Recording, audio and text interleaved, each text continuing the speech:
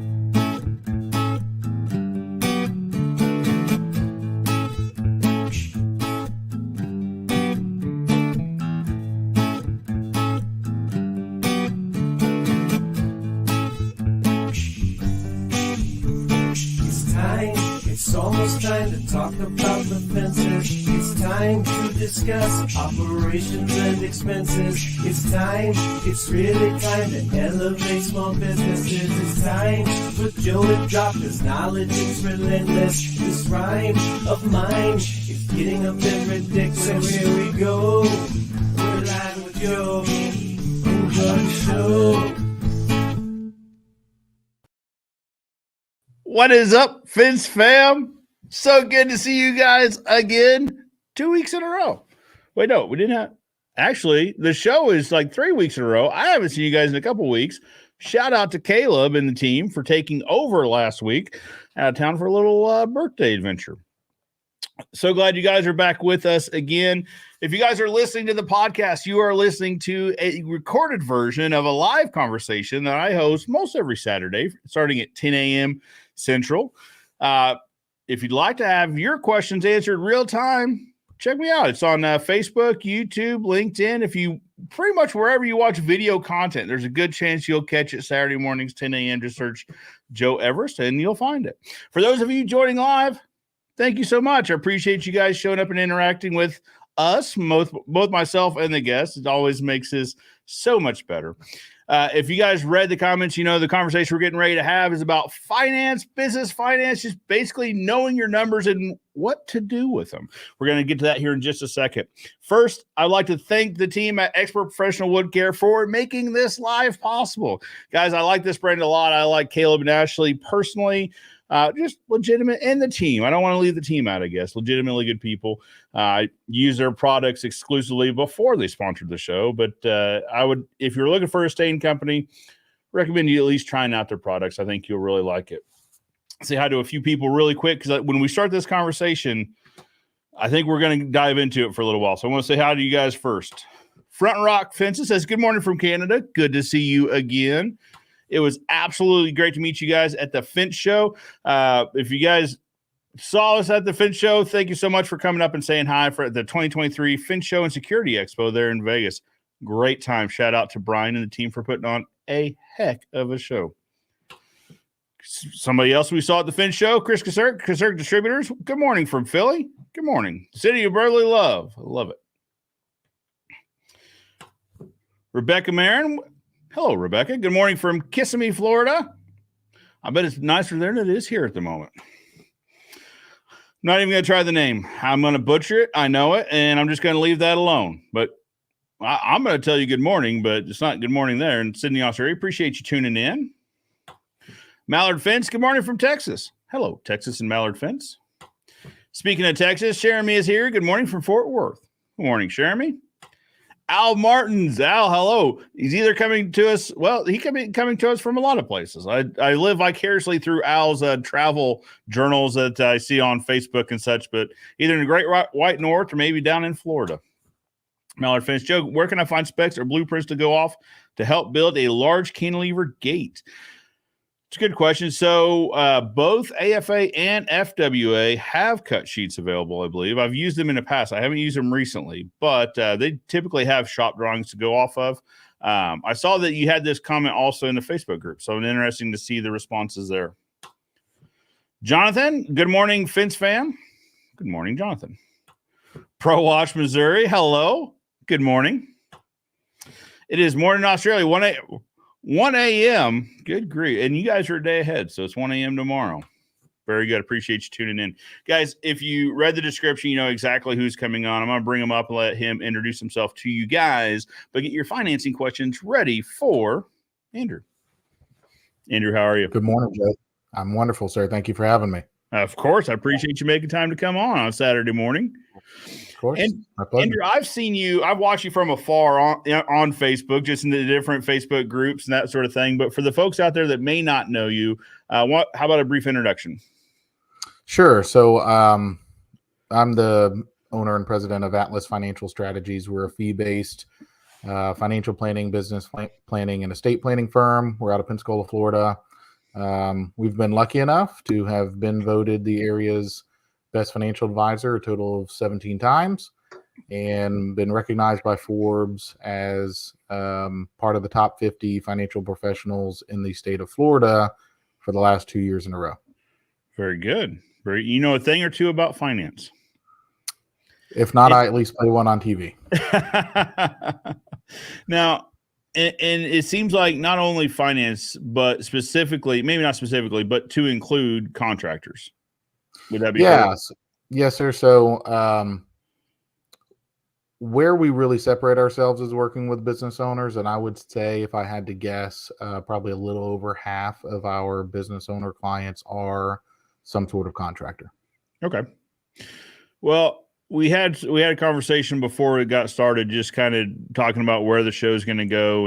And I think we hit the nail on the head when we were talking about, I think when you see fencing contractors get into trouble is not typically right in the beginning, right? So it's typically maybe a few years later. And the typical life cycle I'm talking about is, a fencing contractor typically starts working out for someone else or working for a subcontractor to a fence company, but typically starts out as a helper somewhere, starts taking on jobs on nights and weekends.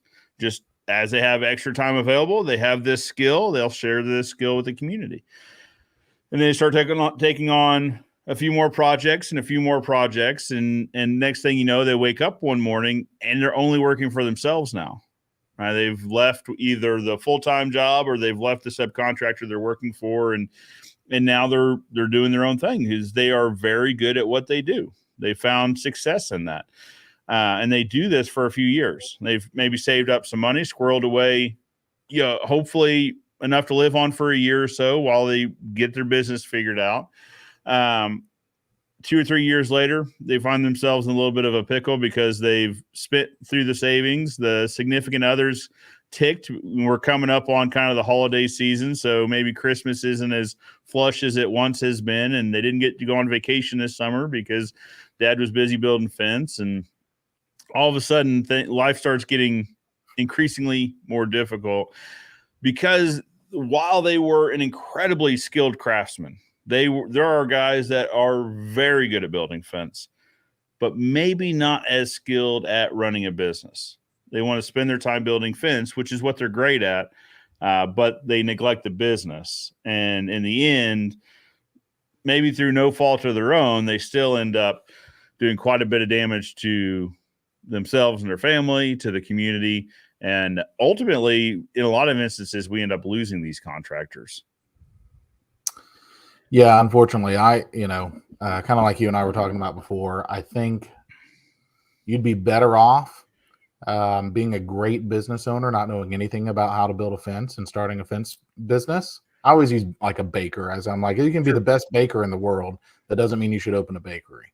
Now, I'm not discouraging people from, starting a fence business. If, y'all are in the earlier stages, any listeners, if you're in the earlier stages of your business or contemplating, kind of going out on your own, but it would certainly be worth learning not just how to do your trade well, which presumably you're light years ahead of where I would be or the normal person would be. Sure. But learn, the basics of running a business, because at some point, if you don't already, you're going to have employees, you're going to have all the things that come along with, insurances and vehicles and just all the stuff that goes along with, running a business that, again, the numbers side of things is arguably one of probably in the top three. I would, if I had to put it somewhere, top three important things that a business owner needs to know.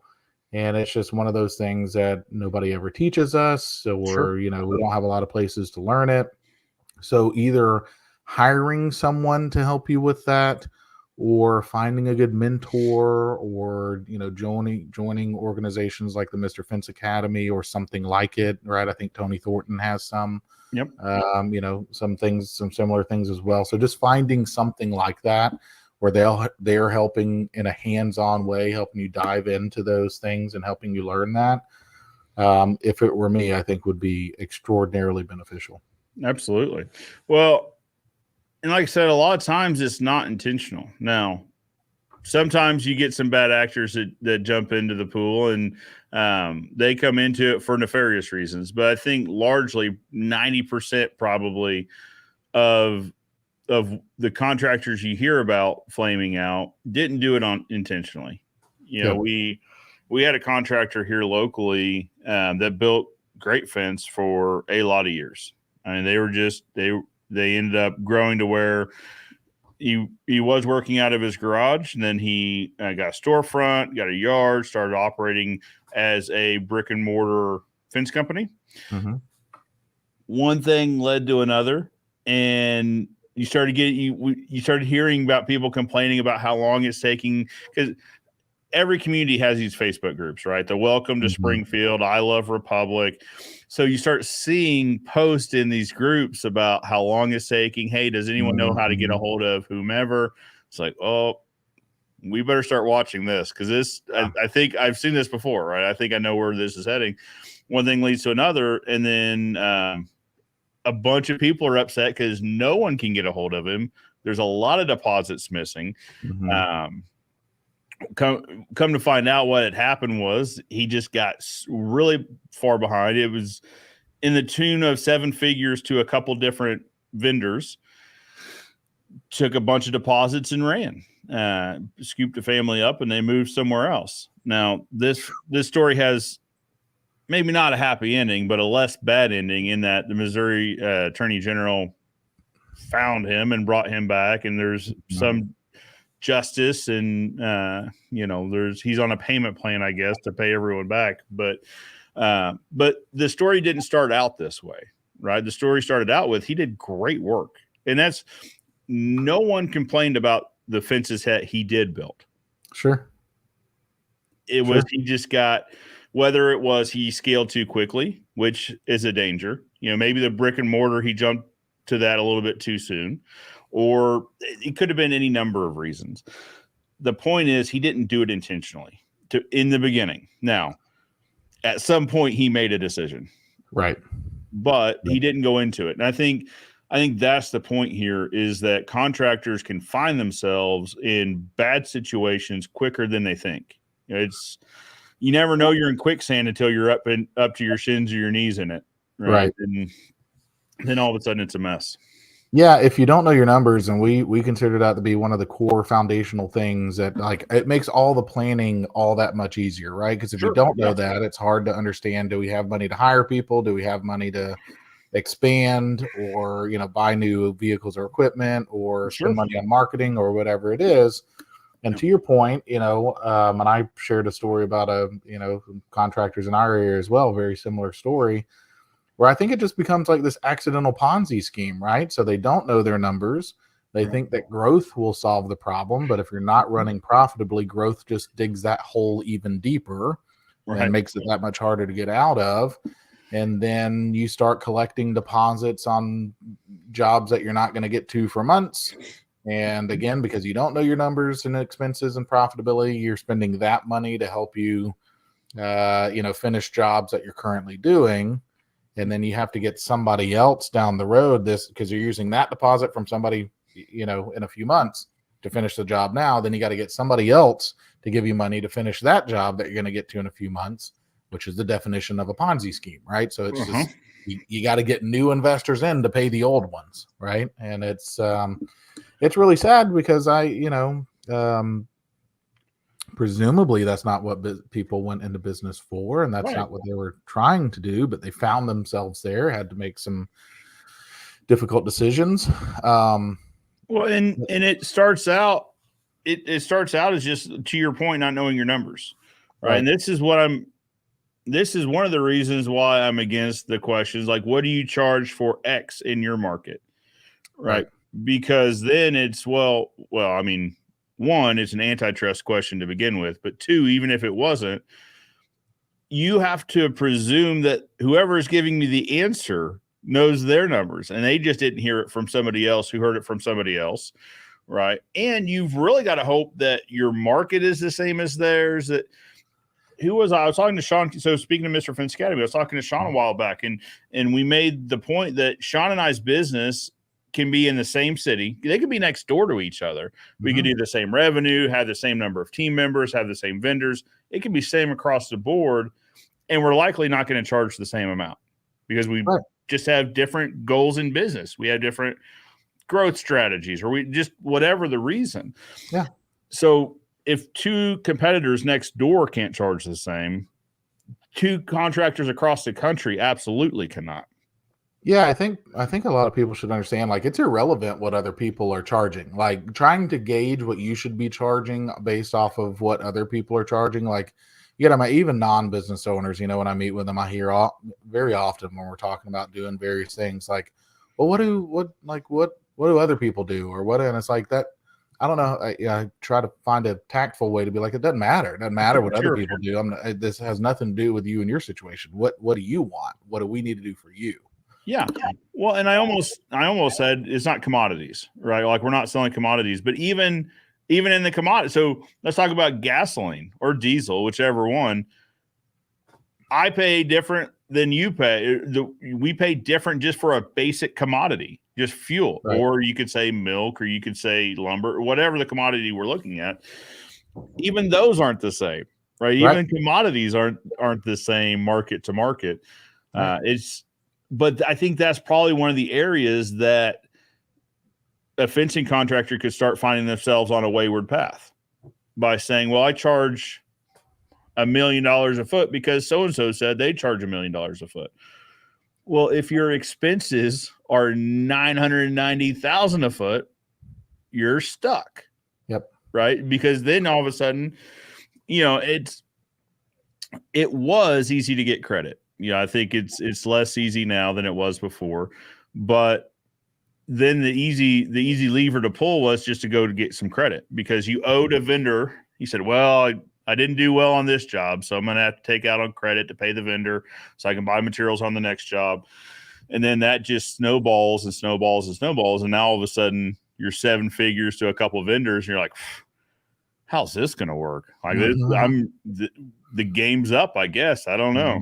But that could have started by just saying, well, I heard my customer said so-and-so was charging this for building a fence. And so that's just, that's what I thought the market rate was for building privacy fence in my market. Yeah, I think so. Starting with the knowing your number stuff, like just simple things like understanding the difference between margin and markup, right? Just very, very simple. So it's a very common error, I think. And so the example I kind of always use, like, all right, so you're going to go bid a job, and let's say that you want to run on 20% margin, and in your mind you're thinking, all right, well, I'm going to go bid this job. After you look at the job, you figure out your total expenses with materials and labor and all the things are $10,000. So in your mind, you're thinking 20% more than that is $12,000. I'm going to charge $12,000, and there's my 20% margin.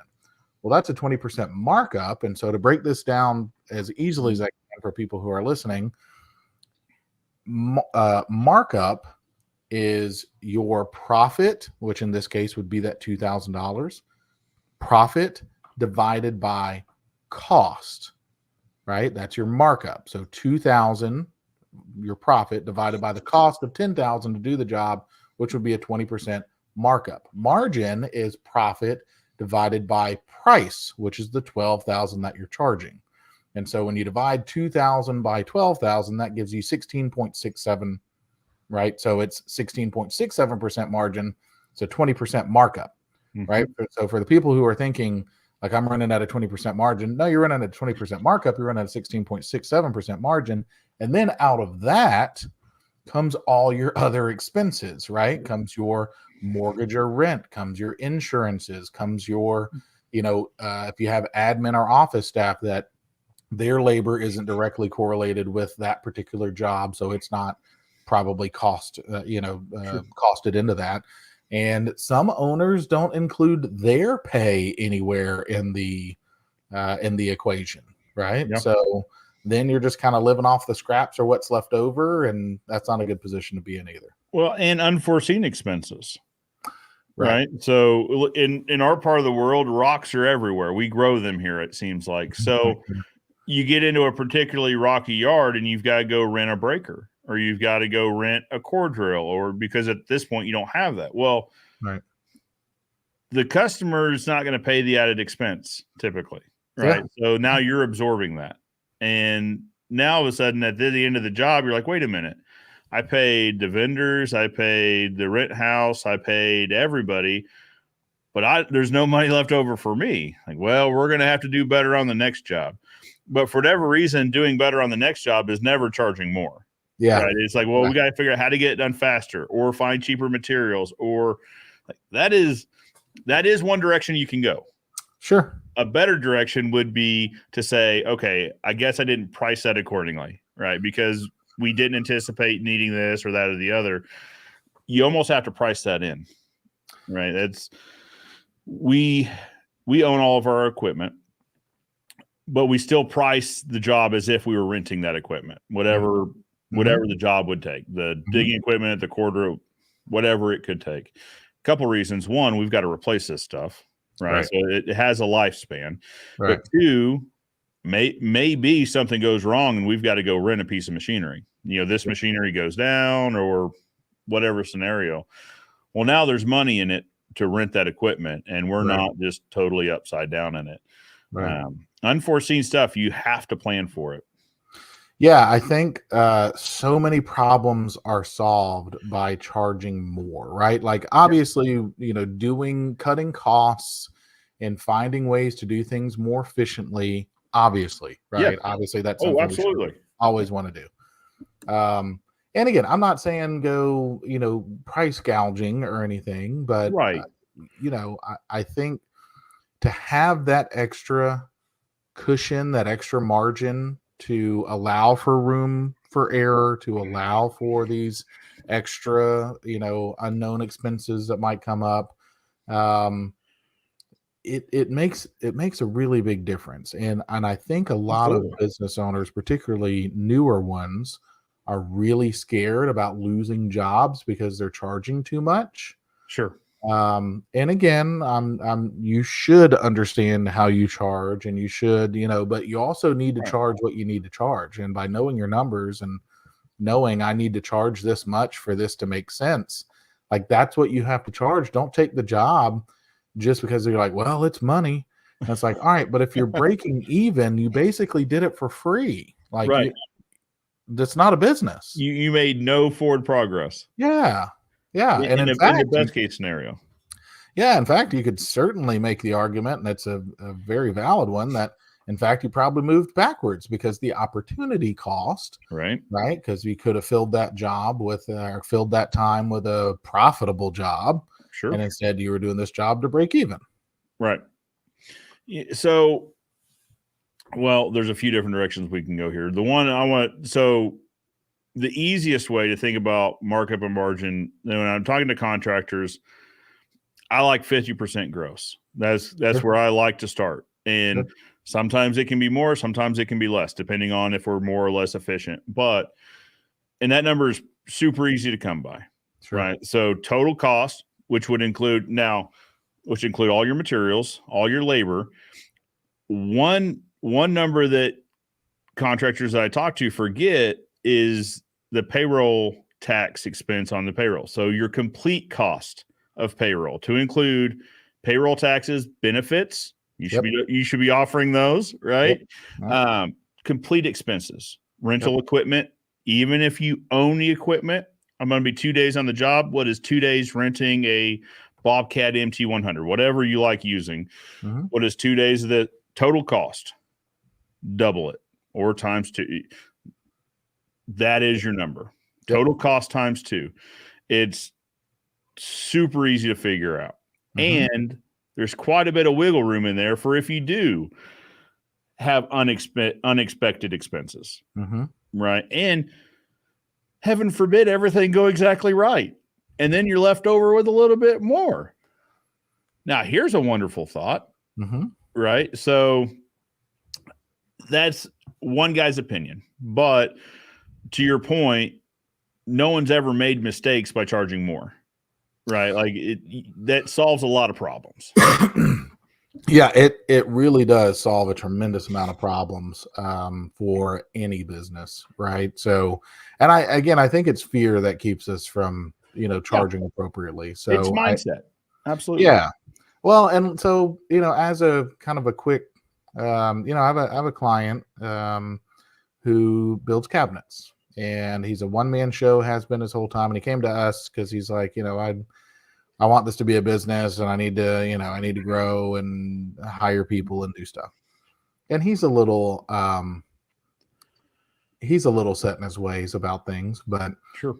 he is opening up to various things. And so that was one of the things I told him. I was like, look, man, you got to charge more. You're doing all the things right now. You gotta be able to charge more, because you're talking about hiring people right now. There's not enough meat. First of all, you're not even charging enough to pay yourself appropriately, much less hire somebody else. Yeah. And so he's mindful of the dollars and cents himself. Mm-hmm. That's a polite way to say he's kind of a cheap guy. Uh-huh. Right. Really, yeah. So he's thinking like, well, I think this is a reasonable, a reasonable cost for me to install these cabinets. And I'm like, well, just because you think that doesn't mean that. And he's working for higher end, kind of typically more well-off people. Yeah. And I'm like, just because you think that doesn't mean they think that. And I was like, look, the next time you go price a job, whatever you think is appropriate, go higher than that. So whatever you think is higher than appropriate, then add 25%, and just see how it works out.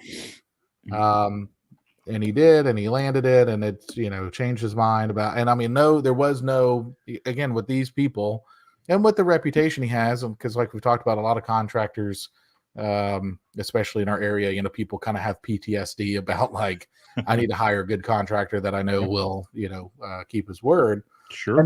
And he's that guy. So all his people currently come from referral, and this, that, and the other. And I'm like, look, man, people are willing to pay a premium, especially right now, for a contractor that they know that will do the job in a timely manner and that they can trust and will do a good job and all the things, And I was like, you're that guy. So people are willing to pay way more than I think you think is an appropriate cost for that. And it just, we're in the earlier stages of that, but so the mindset shift has already started to take place, which is the first step. But now the money's starting to come in, and that definitely is kind of the next step of that mindset shift. Yeah. And makes life a little easier. Oh my gosh. You can hire staff, can scale if he wants to scale or not, right? Or he could take, maybe he works 4 days a week instead of 5. Well, let's be honest, he works 6 days a week instead of 7, or, something like that. Right. The appropriate price in a market is the price the market will bear. Right. That is what it is. Yep. Now, to your earlier point, no one's talking about taking advantage, right? No one's talking about price gouging, whatever you want to call it. It does need to be priced appropriate for the value, right? So, but if your market will bear a higher price, that means you get to bring more value. That means you get to operate with better materials, or pay your team better, or roll up in newer equipment, or whatever it is. You can bring more value, right? Because the market will bear a higher price. Every business that lives by price will die by price, right? If you're trying to be the low price person, or be that bargain brand, whatever, like, as soon as you got to imagine, first of all, the type of clients that you're getting are going to be the biggest pains in the butt. They're going to be the ones that are finding ways to not pay you or to get extra stuff out of you. And I hate to generalize, but I mean, that's where, that's where a lot of those people are kind of in that market. And then they're going to be price shopping the heck out of you and asking for discounts and all the stuff, as opposed to being the high priced person. Like, there's actually benefit to being the high price firm. You might not get as many jobs. You might, your closing ratio might be lower than normal. First of all, you should never be closing close to 100% of your jobs, because that means you're not charging enough, right? Yeah. But there's a landscaper in town where I'm from that has built a reputation for himself and built a great business. And when I say landscaping, like, they do the design stuff and build stuff, not lawn maintenance, like hardscape. Right. So, and he's a great designer, but where most people are going out and giving free quotes, I think it's $400 or something like that. Anyways, he charges, I think, $400 to, if you want me to step foot on your property, it's going to cost $400 to give you my opinion and to give you a price. It's going to cost that much. And he's doing fine. Now, again, is he working with the more penny pinching mindful people? No. But he's working with the market that he wants to work with that isn't as price conscious. And I'm telling you, the not only that, but the margins that he's running for the jobs that he's doing, you could certainly say, wow, he's way overpriced, but not to the people that he's doing the work for. Right. If the market bears it, then he is priced accordingly to the value he's bringing. Yep. And you gotta deliver, right? You can't be the overpriced and then come in and be, you have to be great. If you're going to charge like you're great, you got to be great. Of course. But I just think, again, I think we place our own limitations. Sometimes maybe we don't believe in ourselves enough, or, whatever kind of the limiting thoughts are. But I'm every business owner that I've encouraged to increase their prices, once they do it, and they see it works, they're like, oh my gosh, I should have done that forever ago. And it's like, You just need that little nudge sometimes. So maybe this can be the nudge for some of the Sure. people who are listening. Well, and I'll use our company as an example. So when my grandfather and my dad owned this business, they worked on 30% gross. That's just where they were. Mm-hmm. And one of the things, so when I bought the business, I came across a few people. One was a gentleman named Tom Reber, who was absolutely in your face about you got to be at 50%. So I told my dad, I said, hey, we're raising prices. And he said, no, market won't bear it. That I'm sure that works somewhere else, but it will not work here. You don't understand the market we're in. And like, well, can we try it? Mm-hmm. Like, can we try a few with it just to see? And we didn't go from 30 to 50 overnight, right? Sure. So 30 to 35 to 40 to 45 to 50, but found success. Yep. Right. And so then all of a sudden it was, well, now that truck's getting out. Now that truck spent how much time in the shop or just downtime in general, and it costs us how much not to run? Well, then I guess we can afford to buy a new truck because we've got the added expense, or we, whatever the example is, right? We can afford pay raises. We can afford whatever it was, and the market accepted it because we made sure we were bringing the correct amount of value. Now there's a separate discussion here that's somewhat related about contractors that find themselves being 10, 12, 14 weeks out on new work, right? Maybe that's a good indication. And that's where we were. So we were winning at 30% gross. We were winning the majority of the jobs we bid. Mm-hmm. And we were out 10, 12, 14 weeks. Like it was our customers were upset because it took so long, but they were willing to wait because we were on the cheaper side of the industry here in our market and that sort of thing. All of a sudden we pulled back to 4 to 6 weeks by being 50% out, by 50% gross. And that made my dad a little nervous, right? Like, well, I like having 3 months worth of work booked. Like, I understand, but I think 4 to 6 weeks is still comfortable, right? We're still okay here. It just, and to your point earlier too, it also made us more available to take advantage of opportunities to take on more work because we were only 4 weeks out, and maybe our competitors were in 8 to 10 to 12 weeks out. So the opportunity cost was there as well.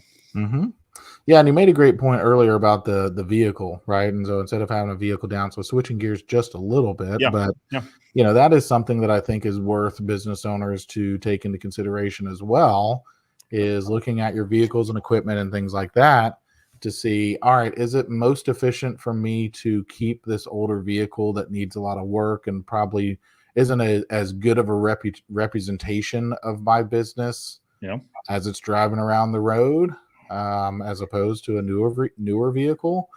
But I think that's one of the calculations that you need to make, because it might seem like, well, that's an expense, and it you know, buying a new vehicle as opposed to keeping the old one, because like, oh, the old one's paid off, and it's like, yeah, but and it's hard to calculate opportunity cost. I get that, right? But it's like, all right, well, why this vehicle being down? So as a brief example, like I have a client who owns multiple Domino's pizza franchises, right? So he's building a new location, talking about the oven that he's putting in there and, you know, some of the other things, and talking about his first location that he has that, you know, has an old oven and this, that, and the other. And, you know, talked about how, you know, it breaks down fairly often, you got to have it worked on, all the stuff. They have backup ovens and stuff. They have multiple. But just using this as an example, it's like, all right, so think about the loss of productivity of you having that, you know, that older, having the oven down where it can't produce pizzas. Let's say you can produce a pizza a minute in it. I don't know what the, you know, but the loss of productivity of having that down, the cost, the direct cost of having somebody come fix it, versus if you bought a new one. Because I asked him, I was like, is there a difference between like the old one and the new one as far as like their functionality and their efficiency and stuff? And he went on and on about how cool the new ones are and, you know, all this. Like, all right, well, if you bought a new one, you get to depreciate it, right? Because the old one's paid off. So you get to depreciate it over a multi-year period of time. So that will, you know, it saves you some money on taxes there. Increase efficiency. So let's say you can create a pizza every 30 seconds as opposed to every 60 seconds, right? and presumably it's not going to break down nearly as much and will be, doing its thing for a while, as opposed to, save you money on having somebody come repair it. So same thing with like vehicles and equipment. I think instead of like holding on to this old equipment that probably, your guys that are out there doing stuff probably don't love, right? Driving around in crappy equipment, or, having it break down, and, whatever it is. Yeah. Well, and accounting for that in your scheduling too. Right. Right. Now that puts you out even further because you got, truck or equipment down or whatever it is. So again, don't be, again, the balance to it all. I'm not telling everybody like, hey, go sell your, stuff and buy all new stuff. Yeah. But I just think it's worth kind of the extra consideration, instead of just like, well, it's paid off and I don't want to spend the extra money. And it's like, yeah, but the opportunity cost of it, when you actually, if you could actually run the numbers on it, like it would, and there's some intangible things, right? So again, kind of the stuff of like your guys getting to drive around in new trucks, they feel more proud, they feel better, they feel, and again, the representation of you and your company where you're driving around in newer vehicles. Yep. Brand image. Absolutely. And because the truck, we talk about truck wraps a lot, so we absolutely ripped this idea off of Sean. He has blue chrome. Our trucks are orange chrome. Yep. But they absolutely grab attention. So, for example, I was dropping packages off the other day. We sell fence stuff online. I was dropping packages off the other day, and I was just talking to UPS driver that was there. And he was talking about moving. Anyway, he was taking on a different route. He goes, hey, because he was talking about moving into Metro from anyway. So I said, yo, you'll probably be by the office then. He goes, hey, I'm already near one of you. He goes, who drives the bright orange truck and parks it on the weekends? Like, well, you're going to have to be more specific. Like, what area are we talking about? Yeah. Well, couldn't find out. It was my dad's house. So he picks up extra ships on the weekend. He drives deliveries on Saturday. Well, so he saw my dad's truck and he recognized it, and it sat in his brain because it's a bright orange truck. And it's in a neighborhood that we want to do business in. Right. So, and it's something wraps are absolutely an investment. Like, they are not cheap. They are expensive, and not an investment, but they're worth it. Right. So in that, we're doing work in neighborhoods. So it stands to reason we would like to do more work in those neighborhoods. And those neighborhoods we can work in, right? They have a certain clientele that will pay for whatever work we're doing. It's a rolling billboard, and our trucks sit more than they roll, right? So they'll drive to the job site. Hopefully we've sold a nice job, and it's going to sit there all day. It's going to wait for the crews to be done that afternoon and come back to the shop. Why not plant a rolling billboard for your business in neighborhoods you want to work in? It makes perfect sense to me. In talking about your brand image, what is that billboard saying about your company? Right? It's on display. If your name's on the vehicle, it's on display. What does that billboard say about your company? What can this customer expect for you to look like when you're on their property? And what value do they expect you to bring? Well, and same thing for the guys who are hopping out of the truck, right? So are they, they don't have to be dressed in suits, but are they clean and neat, and do they look good? And, or are they, do they look like, homeless people rolling out of there? Right. So, I mean, that, your people, same deal. All that plays a big part. So I think it is an investment. I think it's a good one. Same thing with, having branded, for your guys, having uniforms or, what have you, that look good, that are clean, that are kept up. And again, when they get dingy and dirty and there's holes in them, you get them replaced, because again, that's brand image as well. Absolutely. But yeah, I think all that stuff plays a huge part in that. But by having the extra margin and by having the extra money, where you have the money to, when you take a look at the guys' uniforms or their shirts or, whatever you want to call them, and say, yeah, we probably need to replace those or upgrade those. You got the money to do it. Sure. We need to buy new vehicles and we need to get them wrapped. That costs money, but that's a worthwhile place to put our money, right? It's building your brand. It's building the value of your business. Well, and you should be tracking this, right? So when you're getting new clients in, you should absolutely be asking, how'd you hear about us? Or what made you pick up the phone and call my company? And then you track that. Right? So we use a CRM called Job Nimbus, and we track that in Job Nimbus, referral source. It could be trucks or signs or direct referrals or radio, whatever it is. So that periodically we can look at these reports and say, this is worthwhile. This is worthwhile. Yeah. Now, you have to understand it's not directly, it takes multiple touches for someone to remember you, right? So the example I use is they heard us on the radio, they saw a billboard, and then they saw our truck and went, these guys are everywhere. Mm-hmm. And when I ask them, they go, oh, it was the trucks. Yep. All right. Truck gets the credit for this. Well, meanwhile, radio and billboard was also in the mix there somewhere. Right.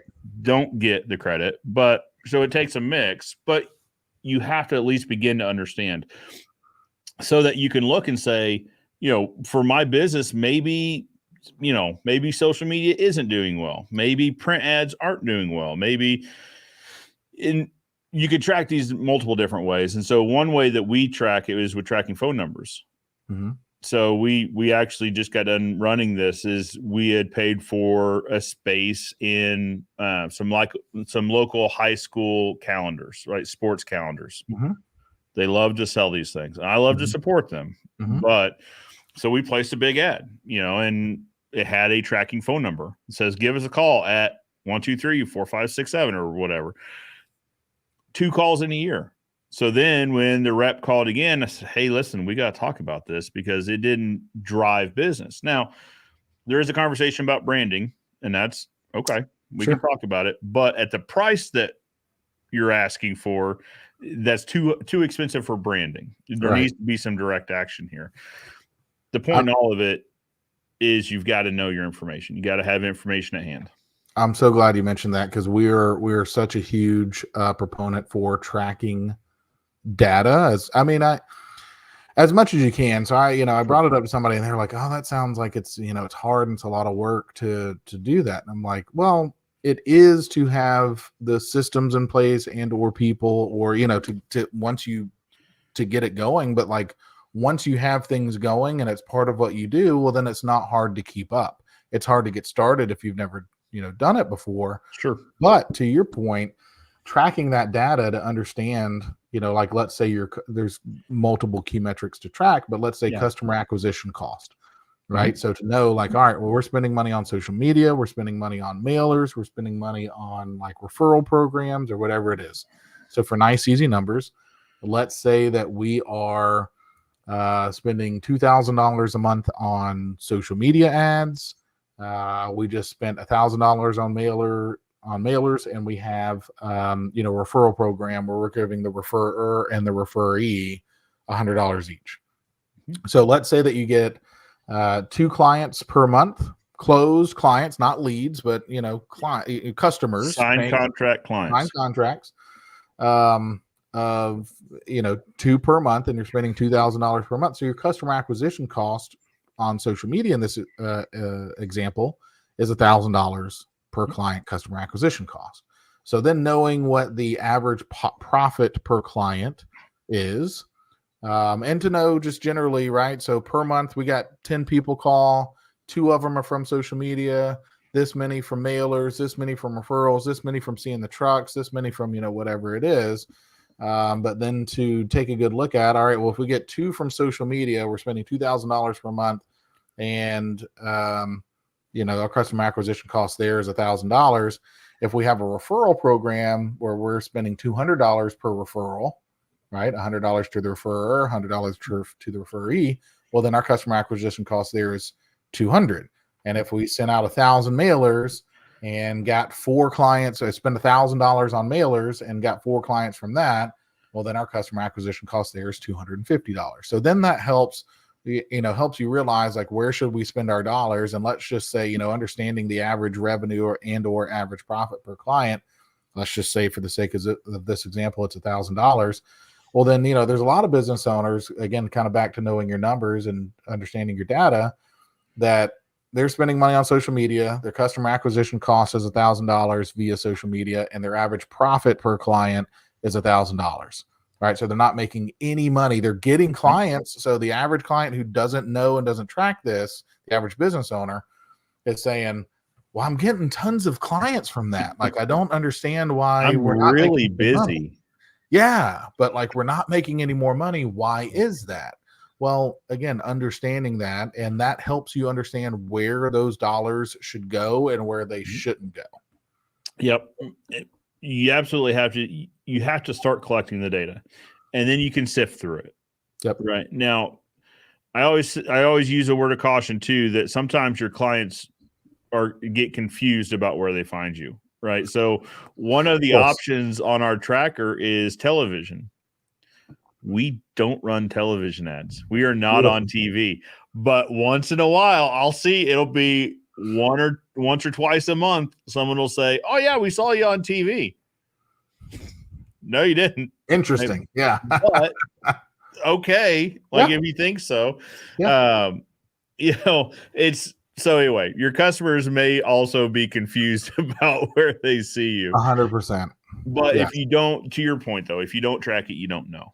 Right. Right. So you could be really busy. You could be 12 weeks out and you could just be spinning your tires and absolutely getting nowhere until you realize, hey, I've got to know my numbers. I got to see what's left over after all of this. And it's a really sad situation because I think a lot of business owners, at least partially, if not mostly, start a business for freedom. Yeah. And then they end up just being a slave to the business, right? So, like you said, working 6 or 7 days a week and not being able to take vacation time and then not paying themselves adequately and not having the money and always wondering. I think it's just common, theme that we see over and over again, where it's like, we make good money. We got millions of dollars coming in a year. Why don't I ever feel like we have money and I don't know where it goes? Yeah. Right. And like they're working their butts off and all those things and not taking enough time off and not paying themselves adequately. And they're taking all the risk. And it's, even if you're making $20 million a year, if your profit on 20 million is $1 million, well, that's a 5% profit. So in other words, if you look at it this way, like you had to spend 19 million to make 1 million, right? Like, when you look at it that way, right? When you look at it that way, it's like, oh, well, so your margin is extraordinarily important because the amount of risk you're taking on as a business owner and whatever your cost versus your, your revenue minus cost, obviously, whatever that profit is. But I mean, you have to spend this much to make this much, right? And then you get to keep the difference. So obviously, the wider that margin is, obviously the more room it gives you for error, the more room it gives you for growth, and the more you're able to pay yourself and the more time hopefully you're able to take off and all those things. And sure, that is again kind of the number one thing we see too is most businesses are overly reliant upon the owner, which again is not what the owner went into business for, presumably. Right. And if that's the case and you don't fix that, then you'll never be able to exit the business without just closing it up. Right. So for most business owners, the majority of their wealth is in their business, as it should be. Sure. But if there's not some sort of exit strategy for that, right? A lot of business owners get too caught up in the day-to-day or whatever. They don't begin with the end in mind. And it's like, no, you will exit this business at some point, either by your choice or not, but you will exit this business. And so you need to have a plan for what that looks like for you. And if it's too overly reliant upon you, how does anybody else want this business? If it has to come with you too, first of all, I'm assuming you don't want that, right? Because if you sell the business and it's like, hey, I need to stay on for another 2 to 5 years to, help with this transition. Like, well, why don't you just run the business in a way that makes it sale ready, right? Which lots of things go into that. But one of the big pieces is that it's not overly reliant upon you. Yep. So then that just makes your life easier and makes the business more fun to own. Sure. And then, of course, makes it more valuable and sellable down the road. Like we work with another landscaping guy, and he's younger, he's in his 30s. And, when he first came to us, he's like, yeah, I might want to sell this thing in maybe 5 years or so. If I could get this much for it, I, would like to sell it. And, start working with him on getting it, sale ready.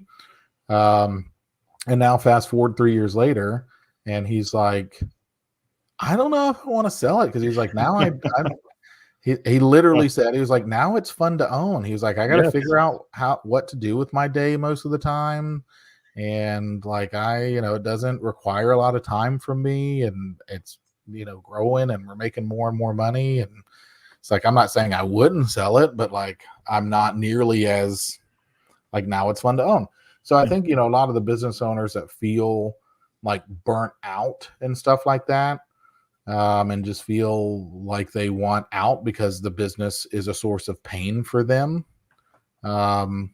because of that, right? Because you're not getting paid adequately, because you're taking on all this risk, you have all the headache, it can't run without you, all these things. And it's like, well, but if you just ran it differently and better, then maybe that wouldn't be the case, and maybe you wouldn't feel the same way as you do now. Sure. Yeah. And to your point, it becomes more enjoyable. Like there's a lot of times where, you can certainly feel when you're in the day to day, you can certainly feel like you've got a glorified job. It's like, not only do I have a job, then now I'm also on the hook for there's a lot going on here that I'm responsible for, and I'm away from my family, and it's not as good of a deal as some people think because they let the job run them. And I heard something that will stick with me forever. Somebody said something along the lines of, like, if your business can't run without you, all you've done is created a job for yourself and hired people to help you with that job. But it's not a business, because it's not an asset that can run. And an asset is something that makes money, spits out money. Mm-hmm. A job is something that requires your direct input. So if your business requires your direct constant input and attention and what have you, then it's just a job. It's not a business. It only becomes an asset that will spit off money when it can run itself without your direct input. Yep. I forget who I was listening to. Someone is probably like Grant Cardone or somebody, but basically said, if I called you up tonight and said, I'm taking you to Hawaii for 3 weeks and I'm going to pay for everything. You're not going to pay. I'm going to pay transportation, meals, no out of pocket expense. Let's go. Can you say yes? Or is like, and you can have no technology. You can have no external, could you say yes? Mm-hmm. If you could say yes, then you're running a great business. It's a nice way to put that. Yeah. We created a 3-tier system for our business planning. So tier 1 is like, all right, we need to check the box on, regardless of business size, like these are the things we need to check the box on, right? So, knowing your numbers, proper business entity structure and formation, cash flow management, cash on the balance sheet, asset protection. I'm missing things, but anyway, so that sort of stuff, right? So just being able to check, that's graduating from tier 1. Tier 2 is bigger picture, longer term things, getting the business less reliant upon you, understanding the value and marketability and growing that, making it more marketable, sellable, perfecting your SOPs. I'm missing things, but point is, graduating from tier 2, the way you graduate from tier 2, as far as, we're concerned, is by being able to take an extended amount of time off. Our goal is a month. Not that we do this all at once. We build up to that over a period of time, but to be able to take a month off. So just like you said, where no phone calls, no emails, no text messages from the business, right? So like your team obviously has to be ready for that. Yep. You have to be ready for that, and the business needs to be ready for that. But then if you can take a month off and not be on the phone and not be answering emails and text messages or whatever, and come back and things are not a complete, things are running well. Then we've graduated from tier 2, because now we've proven that the business can rely, can run without your direct input. And that should, obviously for you, that would be very freeing, but then Now it's ready. Now it's sale ready. And then whenever we choose to enter into, tier 3, where it's like, all right, now we are actively planning for the exit, whether it be passing it down to kids or selling it or whatever that looks like. But now we are planning, and that's tier 3 is the exit from the business, the planning around that. But yeah, to your point, like that's a very important thing that not a lot of business owners can do. And I'm not saying I can. It's something I'm working towards, right? But I think it's something we should all be working towards, because again, that's freedom, man. I mean, to have to be working. Now, if you choose to work in what you're doing because that's what you enjoy doing, 100%. I don't see myself retiring anytime soon because I love doing this, but to not have to have the option. Optionality.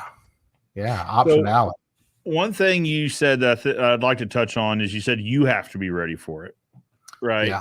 I will give a piece of personal experience. So back during COVID, I caught COVID really bad. Ended up and went to the hospital. The whole was on oxygen, the whole thing. So I was away from my business for about 3 weeks.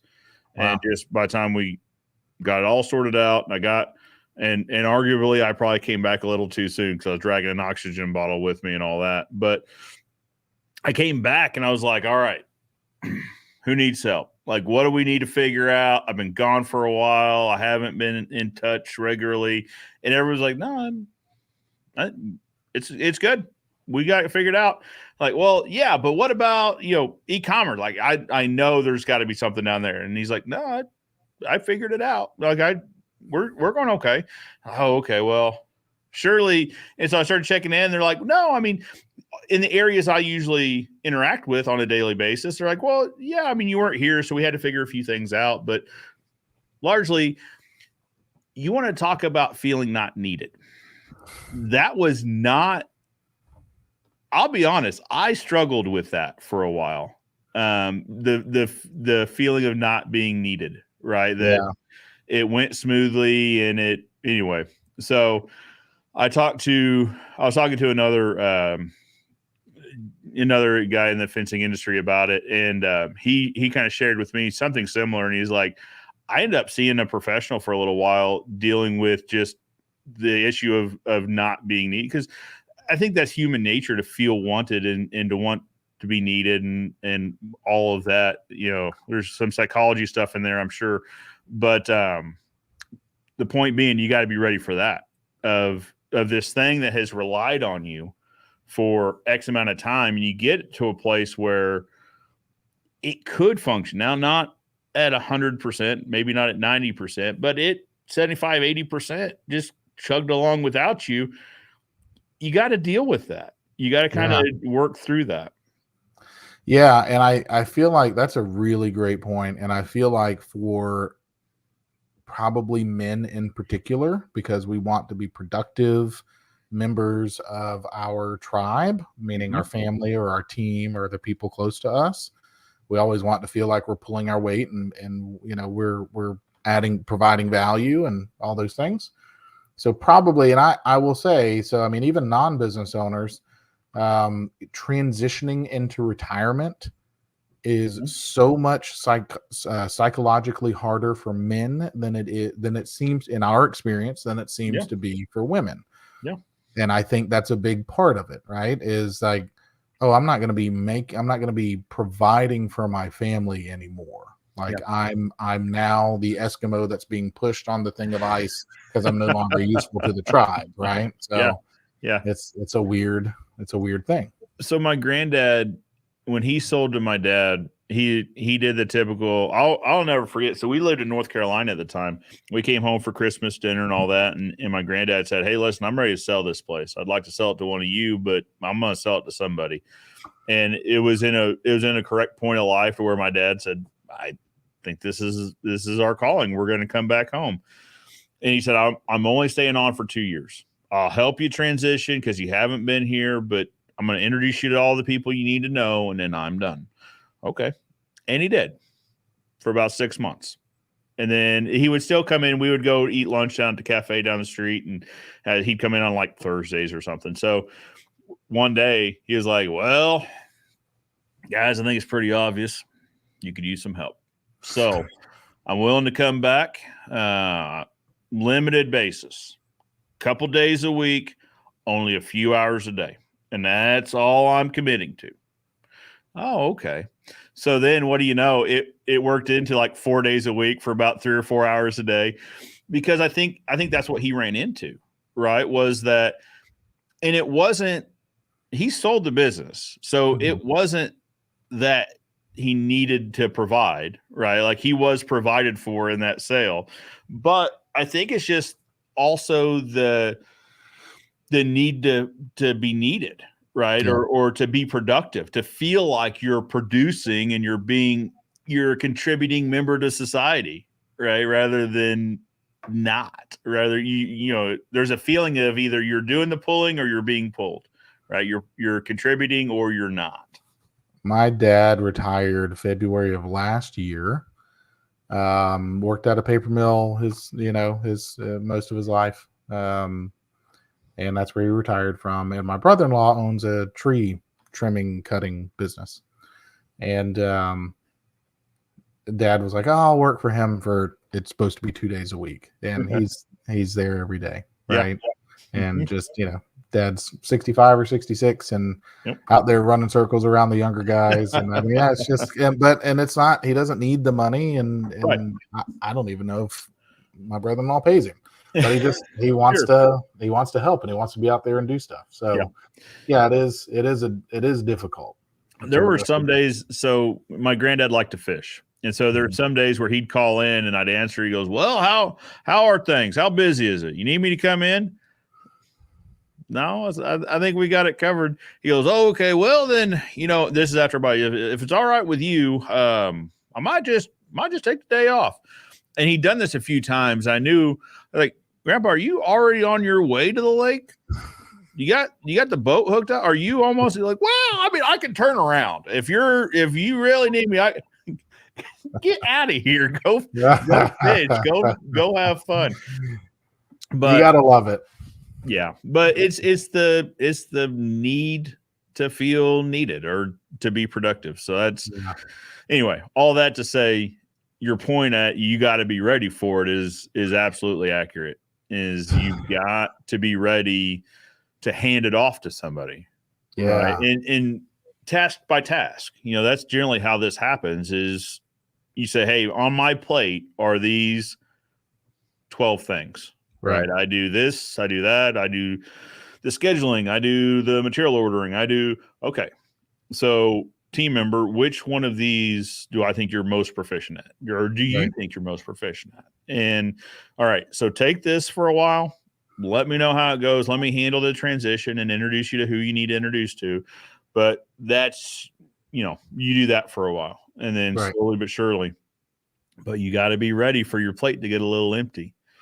So now I did not handle that well in that. So we've got such a great team. We've got a really solid team. So I started another business. We manufacture chain link wire now. And I think that was us solving a problem. It absolutely was solving a supply issue that we were going through at the time. But part of that was, I think, me going, I've got time. I've got some time around here. I could probably do more. And then next thing you know, we're back to working on a Saturday. After this, I'll go do some paperwork for a little bit and all that. So that was me, I think, not being quite ready for what that looks like, maybe. Well, and to your point, you got to be able to fill that time with something that will be fulfilling, right? So either at maybe your grandfather's stage, he has, grandkids and great grandkids, or I don't know how long ago that was, but I mean, if you have grandkids or family, or you like to travel, or whatever you like to do, but just something to fill that void, so to speak. But it's something. Yeah, that's it. It has to be something productive. It's because you also see people that fill their time with maybe unproductive things. But one, I know we are already past the hour. One thing I want to touch on, if you've got time, is we talked a little bit before we came on about I don't know what we're calling it, like bank account financing or bank account finance or whatever, running your business by saying, well, one, I'm busy. Guys, I am busy all the time and I've got money in the bank. So this thing works. We're doing it. Yeah. Because they're running with one bank account and Right. they maybe don't have a great grasp on how much of that money is allocated for what. And typically, you know, when I've talked to guys that are having issues with this, it's right around tax time, right? So they get a tax bill. But congratulations, you were very successful last year. And because of that, you get taxed on your income, right? So we've done Right. all the numbers and here's the money you owe to the government. Now, here's a funny thing. If the government owes you money, it could take a little while to get that money. But when you owe the You got to government pay us right money, away. Yeah. you better pay that immediately, or else Yep. we'll be talking about interest on that. Yep. And that's generally where this comes up, right? Is because that's usually, if they're doing well, that's usually a significant bill that comes in, and now all of a sudden that flush bank account maybe isn't so flush anymore. Or business slows down for a month. And we had talked about, knowing what your payroll burn is or what your churn, whatever you call it is. You run for a few weeks of not selling because for whatever reason, now all of a sudden payroll still comes out or your work comp invoice comes out. It could be anything. Yep. But running it solely by the bank account may be a dangerous way of running your business. Yeah, so two things there. One, we'll talk about the cash flow stuff but you mentioned taxes as well. So just remind me because I might forget. I just want to say something about taxes here in just a moment. Got it. But yeah, so just like you and I were talking about before we hopped on, using the profit first method. Yes. So I mean that's something that we preach to clients just because we find that that's something that works well. And for those of you who aren't familiar with that, there's the Profit First book, and then there is Profit First for various industries. So one of which is Profit First for contractors. Yep. So I don't mean to plug the book, so to speak, but it would be worth your time to read, I think, because I've recommended it to multiple of our contractor clients, and the ones who read it are like, I felt like it was speaking right to me, but the profit first method is just to give you the very just flyover of it for the listeners who are unfamiliar with it. Is they're saying you set up 5 different bank accounts. You have your income account, all the money goes into your income account. Then you have 4 different accounts, one being profit, one being taxes, one being owner's compensation, and one being what's called OPEX or operational expenses. And then twice a month, or whatever works for you, they recommend twice a month. Those payments come from your income account, and based on predetermined percentages, go into those other accounts.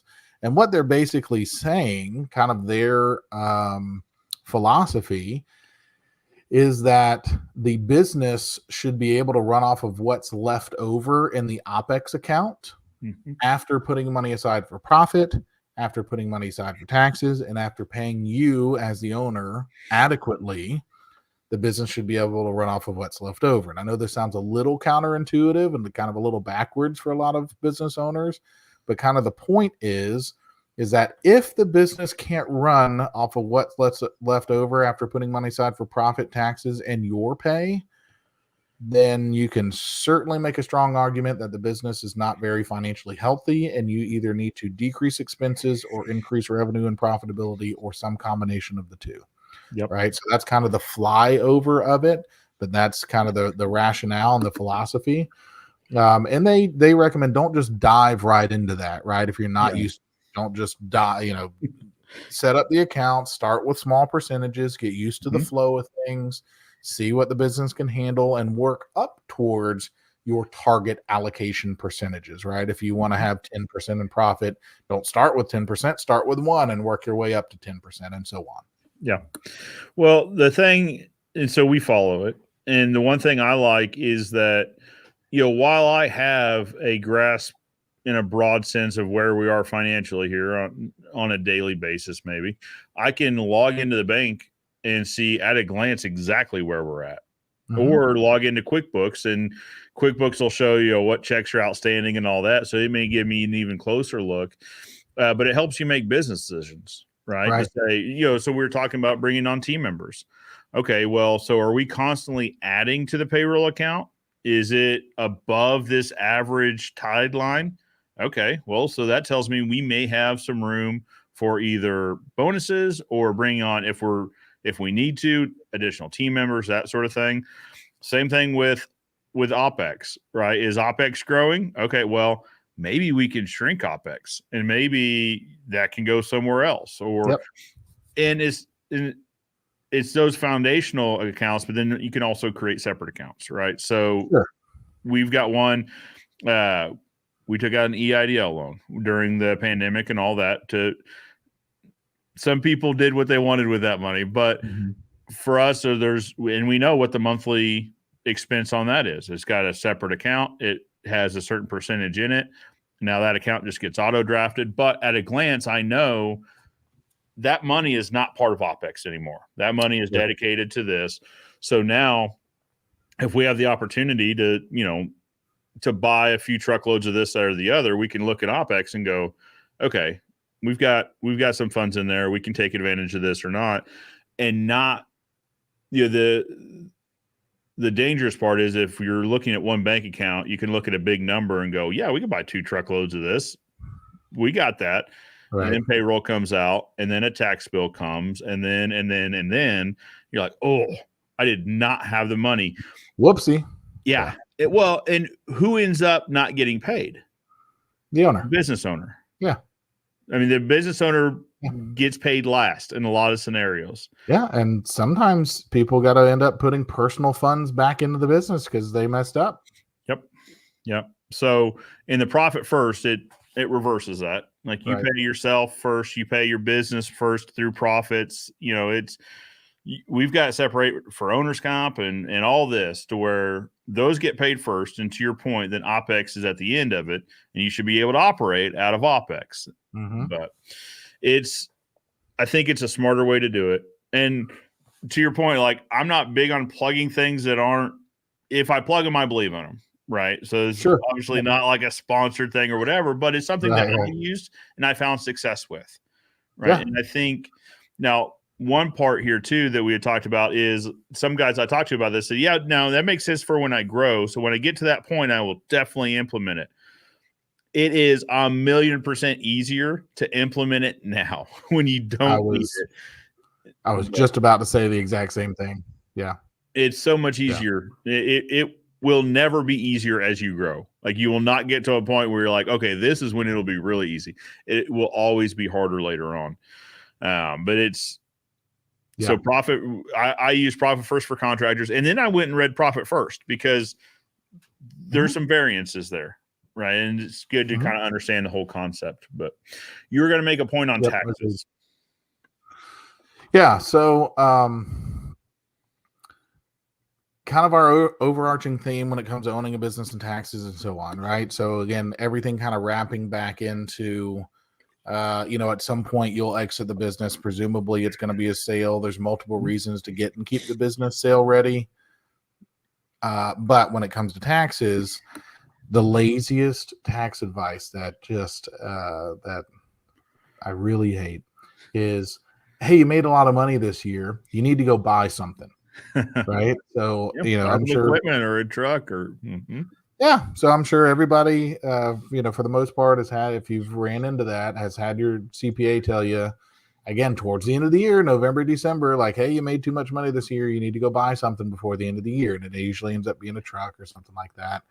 And if the equipment is needed or vehicle or whatever it is needed, like that's one thing certainly. Sure. But I'm assuming, let's just say for, if you have a spouse and you have the kind of spouse that goes to wherever they like to go, Target or whatever store, and they come back and they bought something on clearance and they're all excited about how much the deal they got on this and how much money they saved on this clearance item.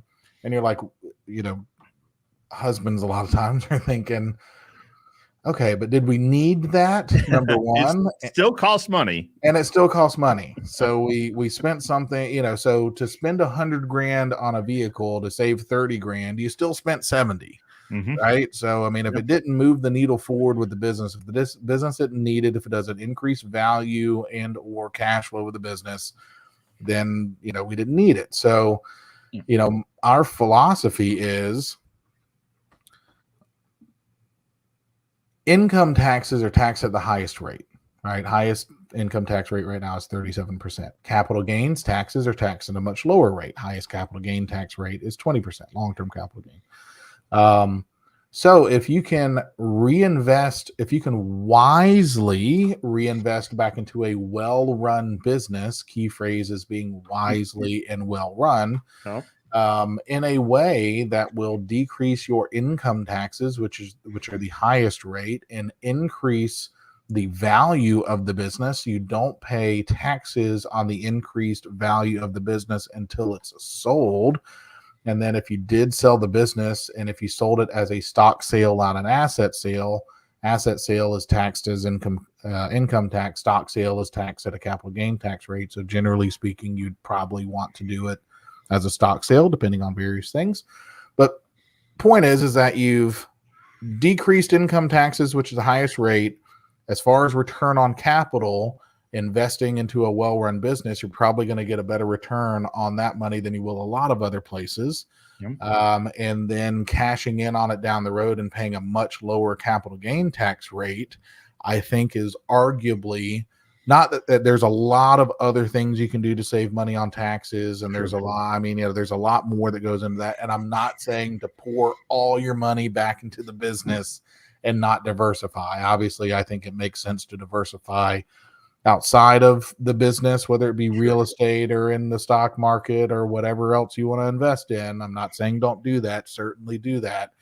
But I just think that, everybody wonders, like, well, how does Amazon and these big businesses, how do they not pay taxes? And it's like, well, they just understand the tax code, first of all, and they have the cash flow and the money to be able to wisely reinvest back into a very well-run business in ways that will reduce their taxes so they don't have to pay income taxes, and will greatly increase the value of the business that they don't have to pay taxes on until the shares are sold, right? So I just think that, and again, there's lots of things in there I'm kind of leaving out, like the particulars of how to go about doing that, because it's very, very much, it depends answer. But just kind of generally speaking, I think that is a better approach than being reactive with your tax planning strategy. And I put it in air quotes because it's probably not much of one.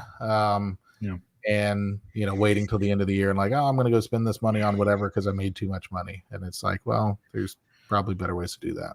Yeah, especially if you're taking out a loan for that, whether it's a truck or a piece of equipment, because now 5-7 years we're on the hook for paying for this thing. So we are also paying interest on it, and we are okay. Did you save money over the course of this 7 years or 5 years? Did you save anything? And can you afford, like, if you've got cash flow for it, sure, but are you hooking yourself up to a payment? Are you solving a short-term problem but creating a long-term problem? Right? It's great to have a new truck, but you also don't need the Denali or whatever. Yeah, and this is not meant to be a jab at my CPA friends. But I just will find some CPAs are very much like their main concern is to save you money on taxes this year, right? Yeah. So, that's what their main concern is. They're the hero. The more they can save you money on taxes this year, that's great. And then they worry about next year. Right. And generally speaking, not always. A lot of them are very kind of reactive in their strategies or planning approach. Right. It's very much like, oh, you made too much money this year, go buy something, as opposed to like, let's meet periodically throughout the years and see how things are going and have different ideas. So we kind of end up filling that proactive tax planning role throughout the year. But point is that having too many CPAs only see things through the tax lens, and there's not a lot of other considerations besides like just the cost and the immediate cost and the immediate tax savings. Whereas to your point, right? Like, all right, well now, but did you actually save money over this period of time? And Yeah. like, are you accomplishing what you think you're accomplishing? You save tax money this year, but yeah. Well, and are you trading in a vehicle that's already fully depreciated? Okay. So, and there's a lot of different, like a lot of guys here, I see that advice given pretty freely of, well, you just buy more stuff. Like, well, that's, you'll want to consult a professional before you just start taking this advice. Sure. But I think it's an easy answer, but it's not the right answer sometimes. I mean, in some instances it is, right? So if you have an aging fleet and you're in a situation where, or if you're in a situation where you can scale, right? To say, okay, we're going to add a truck to the fleet. Now we also have the workforce that can support it, and we have customers that we can service with it. If you can turn it into an asset, if you can turn it into a revenue generator, of course, beautiful. Right. The answer isn't always no either. So while it's not always yes, it's not always no either. It's usually somewhere in the middle. If you can make money, then whatever it is, a truck, a piece of equipment, or whatever it is, right? Tools, that sort of thing. If they can make you money, if they can be an asset, not a liability, they don't cost you money, that probably is a good place to put it. Absolutely.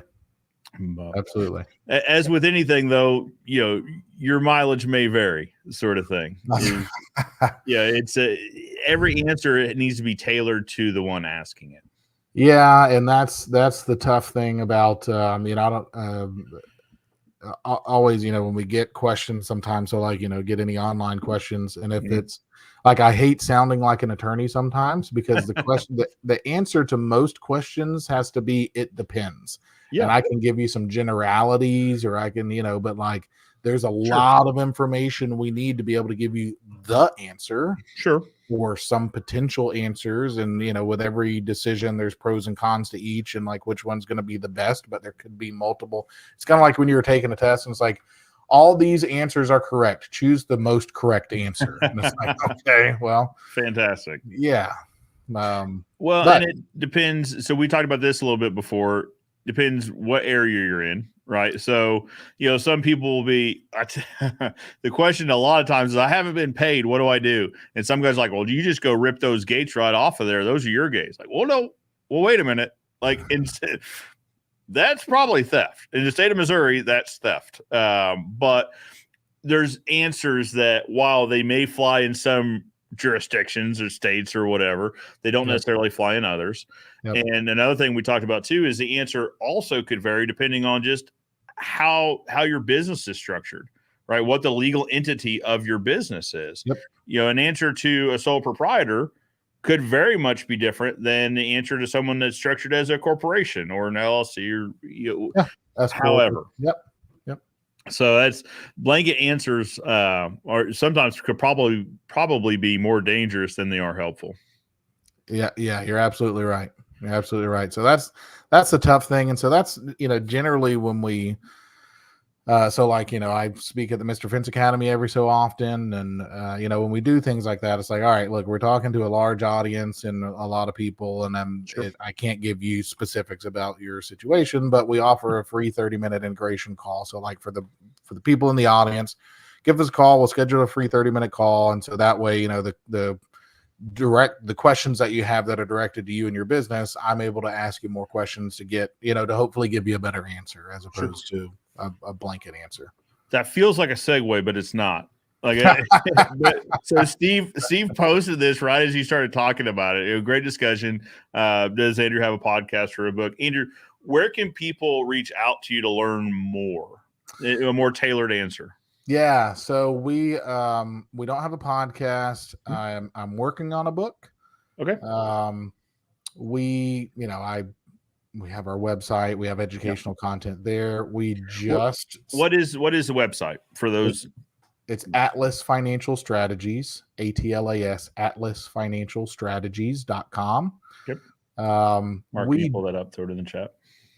We just started a YouTube page. I mean, Okay. like just started. So we got Nice. like 5 videos up or whatever, right? So I think we've exploded to like 4 subscribers or something. Yeah. Sure, So I sure, mean, sure. we just started it like a couple weeks ago. Nice. But we have a couple dozen in queue that are getting worked on. Yeah. You know, we have a couple hundred more of, you know, concepts and things that were anyway. So, you know, our YouTube page, which is just Atlas Financial Strategies on YouTube, Okay. you can find it there. We'll post videos that, you know, hopefully are helpful, but. And you're active on social media. That's where we found each other. Yep. Was on social media. Yeah, so my personal Facebook page, you know, anybody who wants to connect, that's probably one of the better ways because you can just, you know, just friend request me. You can, you know, message me, whatever. I like to be available to people. So if you have questions, comments, whatever, I'm happy to be a resource. Very good. Very good. Well, guys, I appreciate you guys tuning in. Andrew, I thank you so much for your time. We have gone way past the hour mark, and I appreciate Sorry it. about that. Yeah. No, I appreciate it. I'm the one that gets to talking. Like, you don't need to apologize. It's I look up and I'm like, okay, we're getting close to an hour, but one more thing I'd like to cover. And then next thing you know, it's like, oh, it's an hour and a half. Yep. Oh, okay. Well, Yeah. we should probably be respectful of everyone's time here. So, yeah. Well, appreciate you having me, man, very much. Of course. Guys, if you're watching this on a replay and you've got questions, still leave them in the comments below. I could forward them to Andrew. Or Andrew, maybe you watch the comments too for a little bit or something like that. We can get your questions to Andrew and get them answered in the chat. If you're watching in the chat, we've got Andrew's YouTube channel. So if you click over there, give him a subscribe. Those are always good. And you could also interact with him. The nice thing about YouTube is you can interact fairly well in the chat there as well. So, Andrew, again, thank you so much. Thank you, Joe. Guys, I appreciate you watching. As always, Joe Everest, the fence expert, reminding you that good fences make good neighbors. And I'll catch you next week.